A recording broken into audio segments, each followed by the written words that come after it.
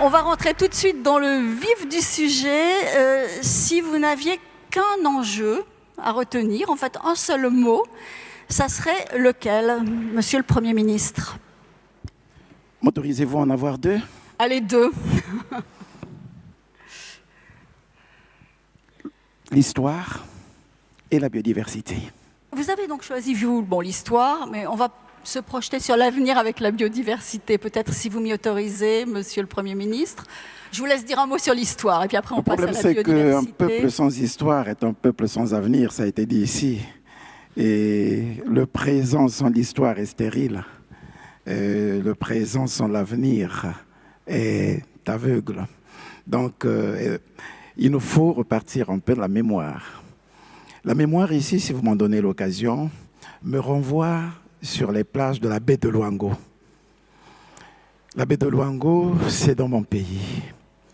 Et lorsque, dans mon enfance, j'accompagnais mon père faire une partie de chasse, on passait sur la baie de Luango. C'était une partie de pêche, je voulais dire. C'était donc, on empruntait une route qu'on appelait la route des esclaves. Et sur cette route, en face de la mer, mon père m'expliquait en montrant l'horizon la voie par laquelle sont passés mes arrière-arrière-grands-parents. Il me disait, ils ont pris cette voie, ils se retrouvent dans l'outre-mer. Voilà, c'est cette histoire qu'il me fallait rapporter.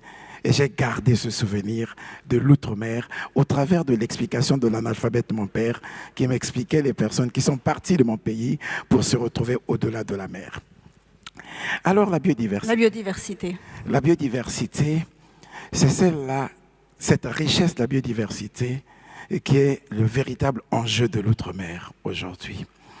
Pour commencer par parler de la biodiversité française, vous l'avez dans l'outre-mer avec 80% de cette richesse biologique sur la biodiversité française, vous la retrouvez dans l'outre-mer. Vous avez cet enjeu économique, géopolitique. L'outre-mer, avec sa biodiversité, c'est la facilitation de la séquestration du carbone pour le continent. L'outre-mer, avec sa biodiversité, avec sa richesse, c'est ce qui permet de positionner la France au cœur de 3 océans. Et les océans, vous savez, ce qu'ils représentent en termes de séquestration de carbone. L'outre-mer, avec la biodiversité, c'est les mangroves. Ça me fait penser au bassin du Congo. Voyez-vous, l'outre-mer au bassin du Congo, c'est ce territoire étendu sur 6 pays, avec 3 700 000 km², avec pratiquement 630 millions d'hectares, avec un couvert forestier de près de 268 millions d'hectares, avec des tourbières de près de 180 millions d'hectares. Donc, grande ressource de captation de carbone, grande ressource pour l'humanité demain, et c'est tout cela le bien commun de l'humanité. Monsieur le Premier ministre, les États du Nord ont bâti leur développement finalement en faisant fi du climat, en faisant fi de ces enjeux de biodiversité et de défense du climat. Aujourd'hui, on vous demande, vous, de vous développer, mais en faisant attention au climat. D'abord, est-ce que vous trouvez ça juste? Et puis, comment est-ce que vous arrivez à intégrer cela dans la politique publique? La particularité du climat, c'est que lorsque vous le méprisez, il vous rattrape. Et pour ceux qui ont voulu effectivement mépriser le climat, la dimension climatique, on les voit être rattrapés par cette dimension climatique. Et c'est eux qui veulent s'ériger désormais en donneurs de leçons, en voulant donner des leçons à ceux qui ont préservé justement le climat, qui ont préservé cet écosystème forestier qui permet aujourd'hui d'être le poumon mondial. Donc, c'est pas antinomique. Ce n'est pas antinomique, pas du tout, mais parce qu'il faut désormais se servir du financement du climat pour financer le développement des pays qui ont préservé justement cet écosystème mondial. De nombreuses contraintes aujourd'hui, donc on voit la contrainte climatique, on voit la prise en jeu de la nécessité de préserver la biodiversité, tout cela en se développant. Il y a des contraintes qui viennent de l'extérieur pour vous. Je pense par exemple à l'impact de la guerre en Ukraine, l'impact hier de la Covid-19, mais aujourd'hui de la guerre en Ukraine avec le renchérissement de certaines matières premières que vous importez. Comment on fait pour résister à ces contraintes-là? Est-ce que ça passe pour pour l'outre-mer, par la constitution de grands ensembles régionaux. On a fêté hier les 60 ans de l'Union africaine. Est-ce que la ZLECAf, par exemple, ça peut être une solution pour résister à ces contraintes externes? Oui, la ZLECAf, c'est un grand marché. Ça va être d'ici là le plus grand marché, je peux même dire commercial et des échanges au monde. Ça va être le plus grand marché. Il faut effectivement commencer par réussir la transition énergétique. Partir des énergies fossiles pour des énergies renouvelables, des énergies propres.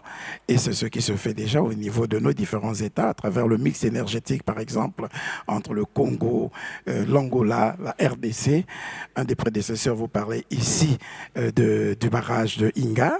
Il y a aussi un barrage en projet de Sunda, mais au-delà, il y a toutes ces réserves gazières qui méritent d'être transformées et qui pourraient effectivement servir pour alimenter l'Europe, pourquoi pas? Il y a déjà un grand travail qui se fait dans ce sens. Donc, réussir le pari du mix énergétique, réussir le pari des infrastructures, de la libre circulation des biens des personnes au sein de tous ces États de la ZLECAf, réussir donc le pari des infrastructures pour permettre de relier les différents pays et sécuriser les frontières.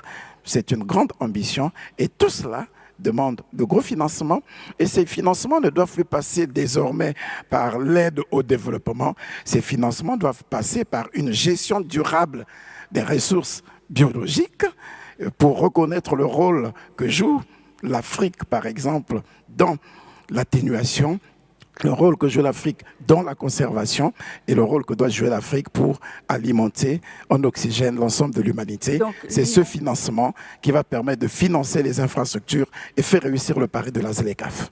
Monsieur le Premier ministre, le mot de la fin. Il n'y a rien d'irréparable entre nous. Merci beaucoup. Je voudrais partir du mot, vous avez dit co-construction, c'est ça? Co-construction, oui. Pour utiliser 3 mots.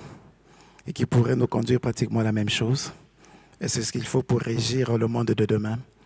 Solidarité, fraternité, humilité. Solidarité,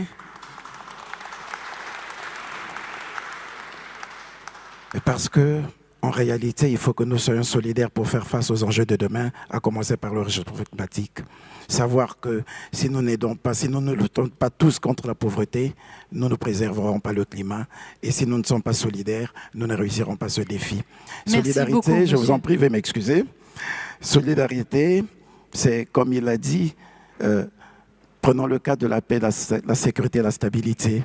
Ce qui se passe au Sahel a une répercussion sur l'Afrique centrale. Le Soudan, par exemple, ce qui passe à l'Est, le Soudan, par exemple, a 460 km de frontière avec la RCA, près de 1300 avec le Tchad. Comment peut-on penser qu'on sera en paix si on n'est pas solidaire à la résolution des problèmes? Alors, fraternité, parce que nous devons tous vivre comme des frères. Il a parlé du terrorisme, il faut négocier, tout se négocie dans la vie. Tout doit se négocier parce que nous sommes des frères. Parce qu'aujourd'hui, on ne parle plus du terrorisme, surtout en Afrique. On parle d'actes terroristes. Et ces actes terroristes ne peuvent être arrêtés que lorsque les uns et les autres vont apprendre à dialoguer. Humilité, amener les autres États à ne pas regarder leur père de haut. Il faut qu'on fasse preuve d'humilité si nous voulons faire face aux enjeux de demain. Merci beaucoup, Monsieur le Premier ministre. Merci à tous. Merci beaucoup pour cette table ronde et cet échange. Monsieur le Premier ministre du Congo, Mbote Nayo.